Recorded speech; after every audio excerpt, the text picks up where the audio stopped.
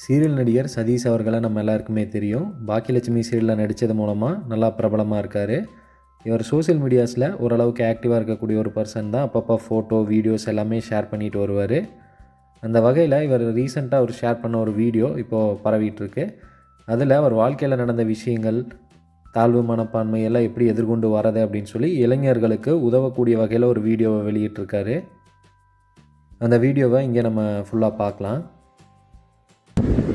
Friends, சின்ன வயசுலேருந்து ஒரு 25-30 வரைக்கும் எனக்கு மேரேஜ் ஆகிற வரைக்கும் எனக்கு பயங்கர தாழ்வு மனப்பான்மை.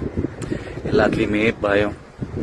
ஒழுங்கா வருமா, இந்த ஆடு வருமா, இந்த சீரியல் நம்மளை தேர்ந்தெடுப்பாங்களா, நம்ம ஒழுங்கா நடிப்போமா.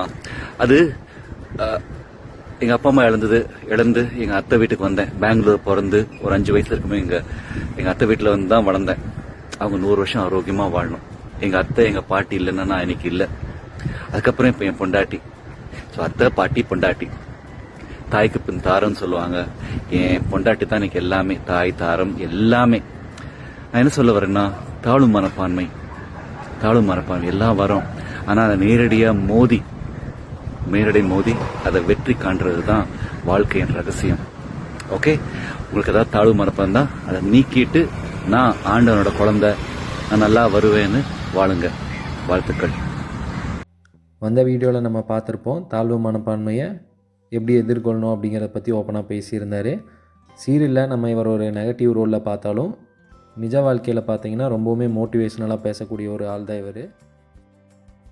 இவரை ஃபாலோ பண்ணுற எல்லாருக்குமே கண்டிப்பாக தெரிஞ்சிருக்கும். ஸோ அவர் சொன்ன விஷயத்தை பற்றி நீங்கள் என்ன நினைக்கிறீங்க? உங்களோட கருத்துக்களை கண்டிப்பாக கீழே ஷேர் பண்ணுங்கள். மேலும் இது மாதிரியான செய்திகளுக்கு நம்ம சேனலோட எப்போதுமே கனெக்டாக இருங்க. Thank you all.